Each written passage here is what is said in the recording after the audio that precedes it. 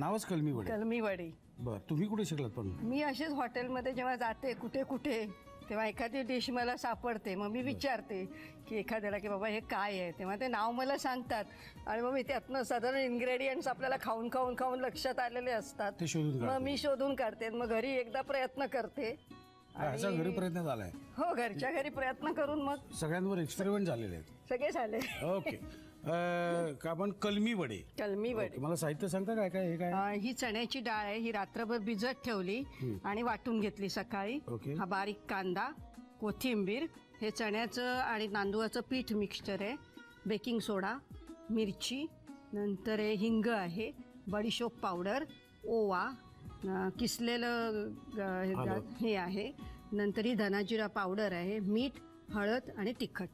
चला, साहित्य बघितलेलं. आता जाऊया कृतीकडे. पण पहिल्यांदा मला सांगा, हे तुम्ही तांदळाचं पीठ आणि डाळीचं पीठ हे असं एकत्र केलेलं? एकत्र. 2-2 चमचे समप्रमाणात? काय नाही, 1-1 चमचा, म्हणजे थोडंसं त्याला फक्त बाइंडिंग राहण्यापुरतं. आता काय करायचं आपल्याला? आता एका बाउलमध्ये सगळं मिक्स करायचं आपण.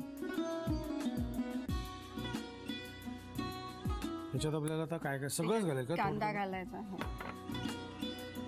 आता सगळं अर्धा अर्धच साहित्य. सगळं अर्धा.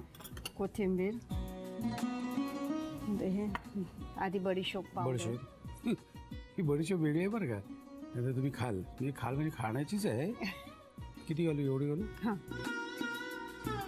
बडीशोप एवढी घालू नका की वड्याच्या वेळी तुम्ही बडीशोप खाता असं फील येईल. हे हिंग अगदी थोडं घालायचं नावाला, अगदी थोडं. नाही, आणखीन थोडं. हां, बस. नंतर मिरची घालायची. मिरची सगळी घालायची. मला ते थोडंसं खायला मजा येते. नंतर हे आधी ओवा घालायचा. ओवा किती? ओवा थोडा, बस. ओवा हा गॅसेस होऊ नये म्हणून आहे बरं का. नंतर आलं अर्ध. गॅसेस कशामुळे होतात हे आता विचारत बसू नका. धन्याजिऱ्याची पावडर अर्ध, थोडी अजून. हां, बस. तिखट थोडं, कारण मिरची घातली आपण ऑलरेडी. पण ह्याचे हे नुसतं लालपण आहे ह्याच्यात. हो, तिखटपणा कमी आहे. हळद,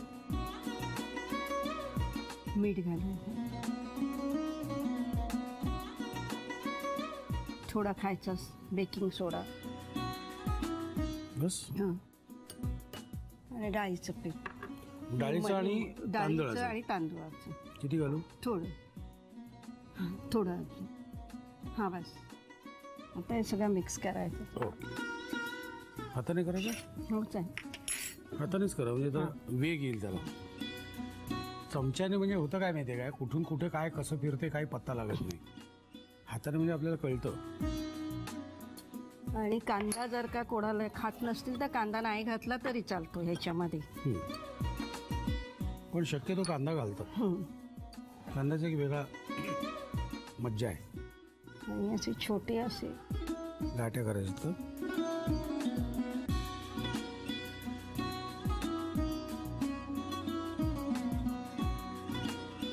ह्याला कसले वडे म्हणायचे? कलमी वडे. ह्याचा साईज आपण आपल्याला पाहिजे तो ठेवू शकतो. आपल्याला पाहिजे तो ठेवू शकतो, पण थोडा सोडा असल्यामुळे ते नंतर थोडेसे फुगतात, त्यामुळे तेवढं लक्षात घ्यायला लागेल. तळ हाता एवढा करू नका वडा, नाही त्याची पोळी होईल फुगून.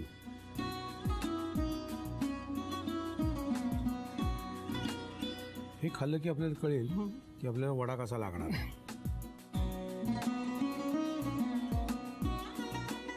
उत्तम. गॅस मोठा करायचा आहे? नको, मंद गॅसवरतीच ठेवायचं, कारण आतून ते शिजतील म्हणजे चांगलं. हे आपल्याला वडे कशाबरोबर खाता येतील?